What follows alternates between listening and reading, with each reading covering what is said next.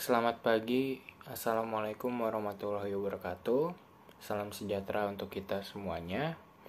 Yang saya hormati Ibu Profesor Dr. Mukti Ningsih Nurjaya di MSI selaku dosen pengampu mata kuliah Biosains, dan juga teman-teman semua yang saya banggakan.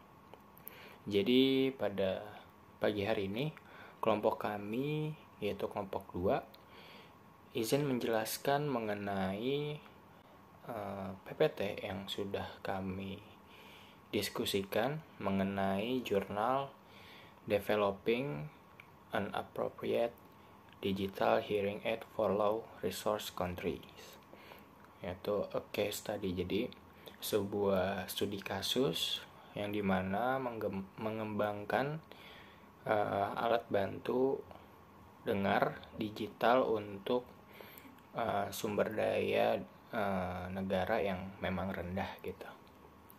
Nah, tentunya kami nggak sendiri ya. Saya ditemani oleh dua rekan saya yang hebat, yaitu ada Novia Alia dan juga Sabrina Salsabila. Jadi jurnal ini secara garis besar itu menjelaskan bagaimana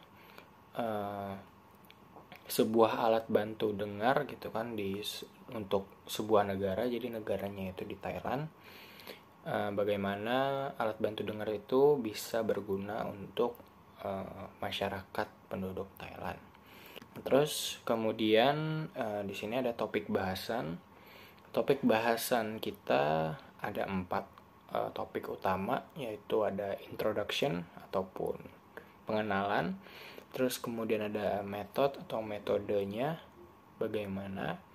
Terus kemudian ada results dan juga discussion, di mana ada hasilnya tentu saja dan juga diskusi-diskusinya. Terus kemudian ada conclusion ataupun kesimpulan dari jurnal yang kami bahas. Nah, terus kemudian untuk introduction akan dilanjutkan oleh rekan saya. Bagian pertama yang akan dibahas dari jurnal penelitian ini adalah bagian introduction. Penelitian ini dilakukan di salah satu negara berkembang, yaitu Thailand. Sebelumnya, WHO telah memperkirakan bahwa pada tahun 2005 terdapat 278 juta penduduk dunia mungkin mengalami gangguan pendengaran.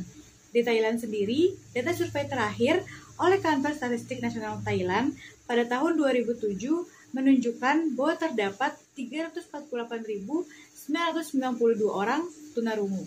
Selain itu, 28% lansia dinyatakan mengalami kesulitan pendengaran. Kondisi ini semakin buruk karena sudah bergeser ke arah masyarakat yang menua. Bagi penyandang tunarungu yang dapat memanfaatkan alat bantu dengar, penggunaan alat tersebut belum meluas. Sebagian besar disebabkan oleh teknologi analog yang gagal memberikan hasil yang memuaskan kepada pemiliknya. Namun, alat bantu dengar modern semakin menggunakan teknologi digital yang menunjukkan perbaikan dengan signifikan dalam hal kinerja, dan banyak fitur-fitur canggih yang tidak tersedia dalam teknologi analog kini dapat direalisasikan dengan menggunakan teknologi pemrosesan sinyal digital atau disebut DSP. Pada prinsipnya, alat bantu dengar adalah perangkat yang memperkuat dan menyesuaikan sinyal suara yang masuk untuk memenuhi kebutuhan spesifik dari setiap gangguan pendengaran. Pada alat bantu dengar digital terdapat beberapa bagian penting, yaitu mikrofon yang berguna untuk menangkap suara dari luar, lalu ada amplifier yang berfungsi untuk meningkatkan kekuatan sinyal, dan terdapat receiver untuk menangkap sinyal suara yang telah diproses oleh amplifier. Dan yang terakhir, terdapat baterai sebagai sumber daya alat bantu dengar, dan sangat penting untuk memastikan alat ini bekerja sebagaimana semestinya. Selanjutnya, terdapat prinsip kerja alat bantu dengar. Yang pertama, alat bantu dengar menerima suara melalui mikrofon yang mengubah gelombang suara menjadi sinyal listrik yang diproses sesuai dengan algoritma DSP standar yang disesuaikan untuk kebutuhan setiap pasien dan mengirimkannya ke amplifier. Kemudian, amplifier meningkatkan kekuatan sinyal lalu mengirimkannya ke telinga melalui receiver. Lalu receiver mengirimkan gelombang suara ke telinga sehingga orang yang mengalami gangguan pendengaran dapat mendengar suara dengan jelas. Setelah kita memahami bagaimana alat bantu dengar dapat bekerja, kita akan membahas mengenai kriteria alat bantu dengar yang dibutuhkan di negara berkembang. Yang pertama adalah efektivitas biaya, yang kedua kemudahan penggunaan dan pemeliharaan, yang ketiga kemampuan pemrosesan digital sepenuhnya sangat penting. Pada jurnal penelitian ini membahas mengenai pengembangan alat bantu dengar digital asli yang ditargetkan untuk penggunaan di pedesaan. Hasilnya adalah alat bantu dengar digital dirancang untuk mereka yang mengalami gangguan pendengaran sedang hingga berat. Dalam pengembangan alat bantu dengar digital ini juga memperhatikan kemudahan penggunaan dan ketahanan terhadap kondisi ekstrim penggunaan di pedesaan, serta memperhatikan sistem baterai yang sesuai untuk mengatasi masalah biaya pemeliharaan. Maka dari itu, alat bantu dengar dirancang, direkayasa, dan diuji secara sistematis, fungsional, dan klinis. Desainnya sekarang berhasil dilisensikan untuk produk lokal. Di sini saya akan menjelaskan tentang metode, di mana 2.1 itu adalah desain dan rekayasa. 2.1.1 yaitu ada spesifikasi umum. Spesifikasi umum itu karena alat bantu dengar itu sangat bervariasi sebagai pedoman untuk alat bantu dengar, layanan untuk negara berkembang, Organisasi Kesehatan Dunia itu atau WHO telah menerbitkan laporan pada tahun 2004 untuk pedoman WHO untuk alat bantu dengar dan layanan untuk negara berkembang. Di sebelah kanan kita akan melihat tabel, di mana tabel tersebut adalah kriteria dari alat bantu dengar menurut WHO. Nah, tabel kriteria WHO itu diantaranya yang pertama memungkinkan untuk kemudahan servis, terus HA-nya juga harus ditenagai oleh sel sekunder yang dapat diisi ulang, terus beroperasi pada suhu kisaran 5-45 derajat dengan kelembapan 0-80%, lalu volume dapat diatur dan disesuaikan oleh penggunanya dan lain sebagainya. Lalu di 2.1.2 ada rentang pas. Masalah penting lainnya adalah tentang pemasangan, karena mayoritas lansia dengan gangguan pendengaran termasuk dalam kelas gangguan pendengaran sedang hingga berat. Nah, ini akan menjadi kelompok sasaran pada jurnal kali ini. Oke, lalu di metode 2.1.3 yaitu ada rekayasa dan fungsi. Jadi komponen utama dari alat bantu dengar yang kami usulkan pada jurnal kali ini yaitu alat bantu dengar dengan tipe PDN01B. Nah, komponen utama dari PDN01B itu adalah mikrofon, penerima, dan prosesor baseband atau DSP. Nah, perangkat tipe saku ini dikembangkan sepenuhnya digital dan ditenagai oleh satu baterai yaitu AAA. Nah, alat bantu dengar PDN01B ini bertujuan untuk menciptakan alat bantu dengar dengan mikrofon dengan kebisingan yang rendah, mudah dalam penggunaan dan perawatannya. Berikut adapun gambar dari alat bantu dengar PDN01B. Maaf, ralat PDN01B. Metode selanjutnya ada diagram blok fungsional dari PDN01B. Oke. Di mana di perangkat 1 kita akan mengetahui bahwa di situ adalah sirkuit manajemen daya. Jadi sirkuit manajemen daya itu adalah manajemen yang mengatur daya yang dilakukan oleh PDN01B ini, di mana sistem ini akan memanajemen daya dan menghemat biaya, dan biaya perawatan itu juga dapat diminimalisasikan. Di bagian nomor 2 ada mikrofon dan receiver, itu akan mereka yang mengatur tentang kualitas suara dan dirancang khusus untuk PDN01B ini untuk kualitas akustiknya dengan bagian kebisingan yang rendah. Lalu di bagian ketiga kita akan bisa melihat itu adalah program HiPro dan konfigurasi, di mana program HiPro dan konfigurasi itu adalah perangkat lunak penyesuaian bahasa yang disesuaikan untuk penyesuaian bahasa di bahasa Thailand. Lalu jika kita mengetahui cara kerja dari alat bantu dengar itu, yang pertama, suara akan masuk ke dalam mic dan mic akan menangkap suara dan mengubahnya menjadi sinyal elektrik yang dapat dimengerti oleh prosesor. Lalu yang kedua, sinyal dari prosesor akan masuk ke dalam perangkat lunak nomor 3 yang berfungsi untuk penyesuaian bahasa menggunakan bahasa Thailand. Jika di bagian 3 sudah selesai, lalu pengaturan suara dan telecoil akan kembali ke prosesor dan akan mengubah sinyal digital untuk kemudian diperkuat kembali. Lalu yang terakhir, gelombang suara yang ada tadi di prosesor tadi akan mengarah pada sistem terakhir, yaitu receiver atau speaker. Lalu gelombang suara itu akan disempurnakan di receiver sehingga benar-benar memenuhi kebutuhan gangguan pendengaran untuk penggunanya itu sendiri.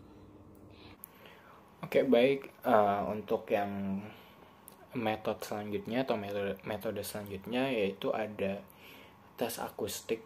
Jadi tentunya sebelum kita mendistribusikan ataupun melakukan pemasangan kepada para pasien, tentu saja kita harus yang namanya mengecek terlebih dahulu alat bantu dengar yang telah diusulkan gitu ya teman-teman semuanya.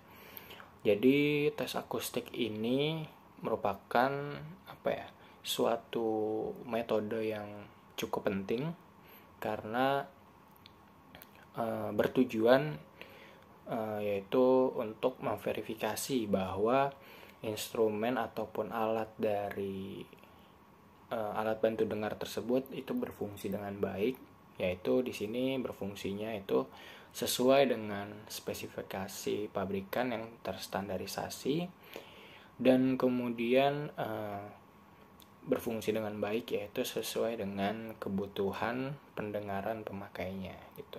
Jadi tentu dalam suatu alat ini itu ada namanya sebuah standarisasi ya teman-teman semuanya. Jadi pada pengukuran berapa dia optimal, pada pengukuran berapa dia dikatakan alatnya baik gitu ya. Nah, tentunya juga untuk kebutuhan pendengar pemakainya ya bagaimana caranya tes alat bantu dengar ini bisa ya berguna gitu bagi para pasien yang nanti akan memakainya. Terus kemudian tentunya kami di sini secara singkat merangkum bahwa syarat alat bantu dengar yang baik itu setidaknya ada 3 gitu teman-teman semuanya. Yaitu yang pertama ada aman untuk dipakai, terus kemudian menyediakan fungsi yang relevan, maksudnya adalah fungsi yang sebagaimana mestinya gitu kan. Misalkan memang ada pasien yang kesulitan mendengar pada desibel ataupun frekuensi berapa, nah alat bantu dengar ini diharapkan bisa membantu para pasien tersebut. Terus kemudian yang terakhir tentu saja harus tersertifikasi gitu teman-teman semuanya. Jadi ada yang namanya lembaga yang bisa dibilang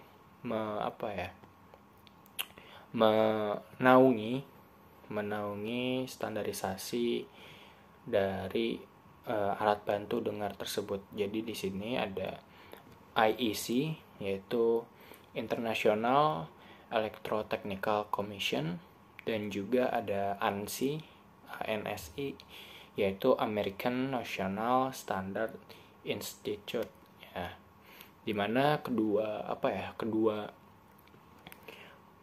lembaga tersebut merupakan lembaga yang berwenang dalam permasalahan alat bantu dengar tersebut. Nah, di sini ada juga kode-kodenya yaitu IEC 118 dan juga NC 322. Nah, terus selanjutnya di sini ada serangkaian alat tes ya, teman-teman semuanya. Jadi di sini kita nyebutnya HA test atau hearing aid test atau tes alat bantu dengar ya. Jadi di sini bisa dilihat ada anechoic box. Jadi anechoic box itu berisi hearing aid tersebut dan juga coupler 2 cc. Nah, terus kemudian di sini kita ada yang namanya komputer, dimana dilengkapi dengan sound card yang bagus, yang sudah terbukti sangat membantu ya. Terus kemudian di sini juga ada power amplifier dan perangkat supply atau pengukuran arus. Nah, tentunya untuk memastikan keakuratan gitu hasil pengujian, kelompok riset yang menulis jurnal ini membandingkan hasil pengujian awal perangkat sampel dengan pengujian yang sama namun di laboratorium bersertifikat internasional gitu. Nah, perangkat dari alat bantu tersebut dinamai PDN01B ya teman-teman semuanya.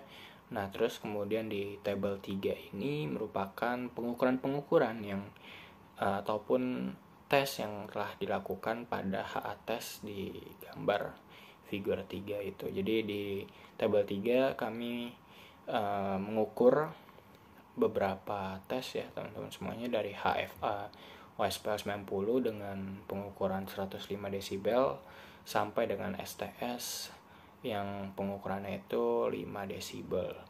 Nah, terus kemudian kita juga mengetahui ya bahwa hasil-hasil tersebut terlihat daya tahan alat bantu dengar PDN01B itu pas dan cocok untuk mereka yang mengalami gangguan pendengaran gitu. Nah, terus selanjutnya pada slide selanjutnya dilakukan juga uji klinis ya, yaitu di mana uji klinis itu bertujuan untuk untuk bagaimana caranya para pengguna dari alat bantu dengar itu bisa puas gitu dengan alat tersebut. Nah, di sini terlihat dari tabel 4 ataupun inklusi kriteria ya. Jadi kriteria yang bisa gitu memakai alat bantu dengar ini adalah yang pertama itu ada lebih dari 18 tahun pemakainya, terus kemudian bisa membaca dan juga mengerti kuesioner, jadi nantinya dilakukan pembagian kuesioner gitu. Terus kemudian memiliki konduksi udara ambang batasnya pada 500, 1000, kemudian 2000 kHz di antara 40 sampai 90 desibel. Terus kemudian suitable for hearing rehabilitation by using a hearing aid. Jadi maksudnya cocok untuk para pengguna yang memang sedang hearing rehabilitation, berarti sedang proses penyembuhan ataupun proses rehabilitasi dari pendengaran mereka. Jadi mereka yang terganggu dalam pendengaran dengan menggunakan hearing aid ini diharapkan bisa untuk cocok dan juga bisa membantu.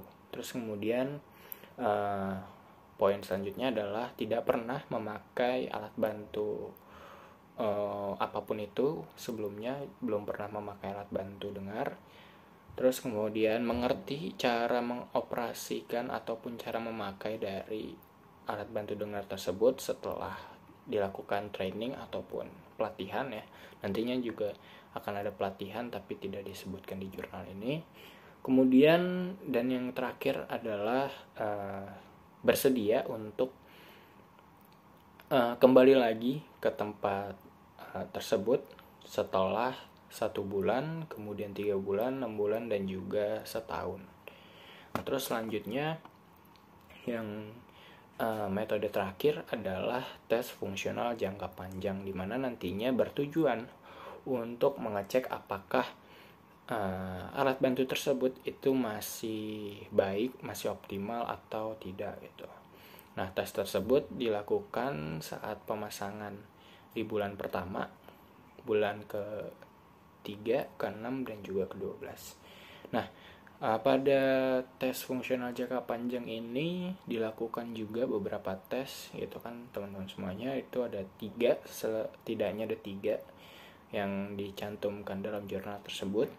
Jadi yang pertama itu ada fitting dan juga refitting. Jadi fitting ini merupakan proses pemasangan gitu, dan juga refitting ini adalah proses pemasangan kembali. Jadi pada intinya itu adalah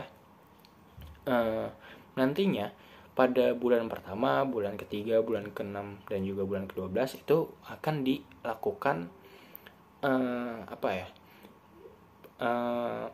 tes lagi teman-teman semuanya. Jadi di sini nanti akan ada pengukuran akustik lagi, terus ada pengecekan komponen dan sebagainya. Nah, itu dicek ya di semuanya. Nah, terus habis itu dipasang kembali, dan juga istilahnya kalau misalkan check up medical check up gitu, kayak misalkan bulan pertama datang lagi, bulan ketiga datang lagi, bulan ke-6 datang lagi. Jadi dilakukan beberapa tes gitu. Nah, di sini untuk tujuan dari pemasangan dan juga refitting ini adalah untuk memeriksa kemampuan perangkat tersebut ya untuk dipasang kembali. Jadi nantinya perangkat tersebut akan dilepas dulu, terus kemudian akan dicek dan apakah perangkat itu masih bagus. Kalau misalkan masih bagus, dia akan dipasangkan kembali. Tapi kalau misalkan ternyata sudah mulai menunjukkan bahwa perangkat tersebut sudah turun kualitasnya, nanti akan diganti dengan perangkat yang baru. Nah, untuk setiap kunjungan tersebut itu akan dicatat ya data-data pasiennya, terus kemudian seperti yang tadi udah dibilang akan dilakukan pemasangan kembali. Nah, terus di sini juga terlihat ada tabel 5 ya. Di sini ada karakteristik dari partisipan yang memakai alat bantu dengar tersebut. Jadi di sini yang pertama itu ada 30 kasus ya, ada 30 orang. Yang pertama ada 9 laki-laki dan juga 21 perempuan. Terus kemudian untuk rata-rata umurnya itu berkisar antara 59 tahun, baik itu 13 tahun sebelumnya dan juga 13 tahun setelahnya. Terus kemudian fitted area-nya ataupun pasnya di telinga itu yang cocok dipakai di telinga kanan itu ada 14 orang, namun yang di telinga kiri ada 16 orang. Terus ada rata-rata konduksi udara itu sekitar 65,1 sampai lebih ataupun kurang 9 desibel. Terus kemudian ada ambang reseptor ataupun ambang penerimaan suara itu sekitar 64,7 setelah ataupun sebelum ditambah dengan 12,6 desibel. Terus kemudian speech discrimination ataupun kemampuan untuk mendengar suara di lingkungan yang kurang mendukung itu skornya sekitar 62,6 ditambah ataupun dikurang 25,5%. Terus poin ke-7 itu rata-rata penggunaan harian itu dalam satuan jam itu 2,7 jam ditambah maupun dikurang 0,7 jam. Terus kemudian poin terakhir yaitu ada rata-rata penggunaan daya baterai ya, itu bisa 17,6 ditambah ataupun dikurang 9,2 hari. Mungkin itu untuk metodenya. Kemudian sekarang ada results ya ataupun hasil. Jadi untuk hasil Yang pertama itu kita melihat dari kepuasan pengguna dalam menggunakan alat bantu dengar ini gitu. Nah, kepuasan tersebut diambil dengan cara mengisi kuesioner yang telah dibagikan ya. Kuesioner ini kuesioner APH-AB ya, yang dimana itu terdiri dari 24 pertanyaan yang dimana pada intinya membicarakan mengenai 4 aspek utama gitu teman-teman semuanya, yaitu ada ease of communication ataupun kemudahan dalam berkomunikasi, terus kemudian ada reverberation ataupun gema ya, gema dari alat tersebut, kemudian ada background noise ataupun suara-suara dari latar belakang gitu kan, kayak misalkan kita lagi pakai TWS jadi kedengar suara yang lain gitu, misalkan lagi nelpon pakai TWS terus kemudian terdengar suara yang lain. Terus kemudian ada aversiveness of sound ataupun penolakan suara. Nah terus akhirnya terlihat pada figur 5 atau gambar 5 itu ada hasil ya, hasil berupa diagram dimana kita terfokus, kita coba fokus pada gambar yang diwarnain dengan warna krem dan juga warna biru muda, atau pada bulan ketiga dan juga pada bulan ke-6, dimana untuk ease of communication sampai dengan background noise itu terlihat adanya hasil yang memang baik ya, hasil yang bagus gitu. Tapi untuk aversiveness of sound itu pada bulan ketiga dan juga bulan ke-6 tidak menunjukkan hasil yang baik. Nah namun dapat disimpulkan bahwa kepuasan dari para pengguna alat bantu dengar ini bisa dikatakan cukup baik karena hasil user satisfaction ini menunjukkan data yang cukup baik. Mungkin itu, selanjutnya dilanjutkan oleh rekan saya. Terima kasih. Result selanjutnya adalah diukur berdasarkan konsistensi akustik dan fungsional. Dari hasil tes akustik yang dikumpulkan, didapatkan hasil seperti ini. Yang pertama, uji OSPL 90. OSPL 90 merupakan output sound pressure level 90, yakni tingkat output tertinggi yang dapat diberikan oleh alat bantu dengar. Dan yang dimaksud dengan max OSPL 90 adalah output maksimum dan input SPL 90 desibel dengan gain penuh. Max OSPL 90 harus kurang dari 125 desibel SPL untuk menjamin keamanannya. Hasil untuk max OSPL 90 dari semua pengukuran ditemukan berada dalam jarak 10% dari target dan hampir semuanya berada dalam 3%. Selanjutnya ada uji FOG. FOG merupakan fall of gain atau dapat dikatakan perolehan maksimum yang dapat diberikan oleh alat bantu dengan penguatan jumlah suara yang ditambahkan oleh alat bantu dengar ke apa yang biasanya didengar oleh penderita. FOG harus setidaknya 25 desibel, konfirmasi kemampuan amplifikasinya. Hasil untuk FOG, semua pengukuran perangkat, kecuali satu perangkat, lulus uji FOG tanpa kesalahan apapun. Selanjutnya, uji THD. THD merupakan distorsi harmonik total, yakni seberapa banyak alat bantu dengar mendistorsi suara di setiap nada. THD tidak boleh lebih dari 2%, itu menunjukkan kualifikasi suara yang dihasilkan. Sekitar 15% perangkat yang diuji ternyata memiliki THD lebih dari 2%. Dan jika ini terjadi, sebagian besar akan memiliki kesalahan THD lebih dari 10% dari target. Karena semakin besar persen THD menyebabkan semakin banyaknya resiko kerusakan peralatan akibat harmonisa yang terjadi pada arus maupun tegangan. Harmonisa di sini merupakan gangguan yang terjadi dalam sistem distribusi tenaga listrik yang disebabkan adanya distorsi gelombang arus dan tegangan. Dapat dikatakan dari hasil tersebut bahwa secara akustik alat bantu dengar sampel bekerja dengan handal seperti yang diharapkan. Beberapa perangkat mungkin telah terbukti memiliki tingkat distorsi yang lebih tinggi dari yang diharapkan, tapi hal ini mungkin disebabkan oleh proses pembuatan yang dirancang hanya untuk membuat prototipe. Hasil diharapkan akan meningkat lebih lanjut selama fase produksi massal. Kemudian untuk tes teknik akhir menyangkut pemeriksaan fungsional komponen utama yang diperiksa termasuk kontrol volume, saklar hidup atau mati, saklar mode, dan indikator lampu. Semua ini telah terbukti berfungsi dengan baik dan tidak ada yang rusak. Nah, setelah dilakukan berbagai uji, maka ini adalah hasil uji mengenai spesifikasi alat bantu dengar yang siap dikomersilkan sesuai dengan kriteria WHO untuk alat bantu dengar dan layanan untuk negara berkembang.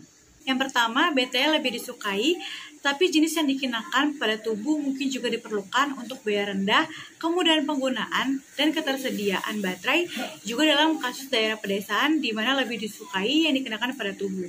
Sehingga versi siap komersialnya dirancang alat ini bisa digunakan pada tubuh. Yang kedua, mengizinkan kemudahan servis komponen tersedia selama 5 tahun, pabrikan memberikan detail yang cukup, dan komersial memenuhinya. HA harus ditenagai oleh udara seng atau sel sekunder yang dapat diisi ulang. Jenis yang dapat diisi ulang lebih disukai, sehingga alat bantu dengar yang dikembangkan ini dapat diisi ulang. Lalu ada beberapa hal yang sudah sesuai dengan kriteria WHO, yaitu yang pertama, beroperasi dalam kisaran suhu 5-45 derajat dengan kelembapan 0-80%, memiliki sarana untuk mengurangi penguatan di bawah 750 Hz, dan mengizinkan pengurangan setidaknya 12 desibel pada 250 Hz relatif terhadap 750 Hz.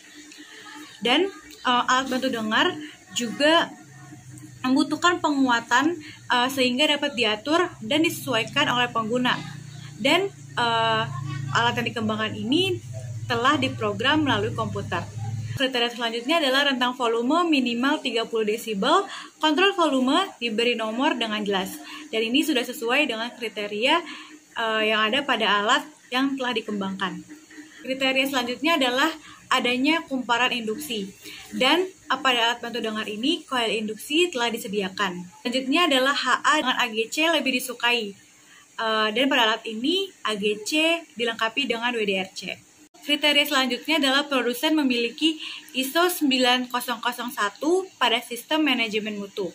Dan pada alat bantu dengar yang dikembangkan, ISO-nya adalah ISO 13486, yaitu produk medis QS. Kriteria produk yang sudah sesuai dengan WHO, yakni HA harus dirancang sedemikian rupa sehingga resiko cedera atau ketidaknyamanan pengguna dapat diminimalkan. Kemudian, manufaktur harus menyediakan HA dengan setidaknya beberapa warna dasar. Serta jumlah bagian yang bergerak harus minimal DAI, FM, atau masukan sambungan lainnya dapat dipertimbangkan untuk pengukuran pendidikan, tetapi tidak boleh dianggap prioritas jika membahayakan penyediaan alat bantu dengar itu sendiri. Sehingga pada alat ini diberi opsi yaitu berupa input Bluetooth. Selanjutnya merupakan pengukuran karakteristik elektroakustik IEC 60187 dan pengukuran karakteristik kinerja alat bantu dengar IEC 60187 untuk pemeriksaan kualitas. Standar ini mendefinisikan pengukuran karakteristik kinerja fisik alat bantu dengar dengan konduksi udara berdasarkan teknik medan bebas dan diukur dengan simulator telinga, dan hasilnya adalah elektroakustik IEC 60187, max OSPL 90-nya 108 desibel, sedangkan versi siap komersialnya itu 125 desibel. Yang kedua, OSPL 90 1 kHz dengan 114 desibel, versi siap komersialnya itu 118 desibel. FOG max 45 sampai 55 desibel, sedangkan versi siap komersialnya 71 desibel. Selanjutnya, FOG 1 kHz 42 desibel, versi siap komersialnya itu 42 desibel dan 50 desibel. Respon frekuensi dasar 200 sampai 4500 Hz, sedangkan versi siap komersialnya itu 380 sampai 4400 Hz. Untuk THD 70 desibel, masukkan SPL 500 Hz kurang dari 5%, dan 800 Hz kurang dari 5%, dan 160 Hz kurang dari 2%. Sedangkan di versi siap komersial alat bantu dengar ini di 500 Hz-nya itu 0,3%, dan 800 Hz-nya itu di 3,8%, dan 160 Hz-nya itu 0,4%. Selanjutnya, tingkat kebisikan input setara kurang dari 25 desibel SPL. Dan versi komersialnya ini tingkat kebisikan inputnya itu 25 desibel.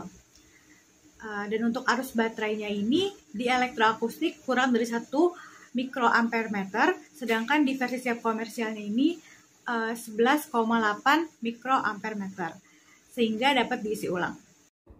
Saya menjelaskan tentang discussion, di mana discussion ini adalah tentang kritis untuk mengembangkan alat bantu dengar adalah kenyataan bahwa alat bantu dengar ini adalah perangkat medis, dan sebelum digunakan alat tersebut harus lulus tes yang diperlukan. Terlebih lagi, mereka harus mendapatkan kepercayaan dari ahli medis yang akan menggunakan perangkat tersebut sebagai bagian dari program rehabilitasi pasien. Oleh karena itu, apa yang kami capai adalah menempatkan perangkat ini melalui serangkaian tes secara fungsional, akustik, dan klinis, sehingga setiap orang dapat yakin tentang kemanjuran, keamanan, dan keandalan perangkat kami.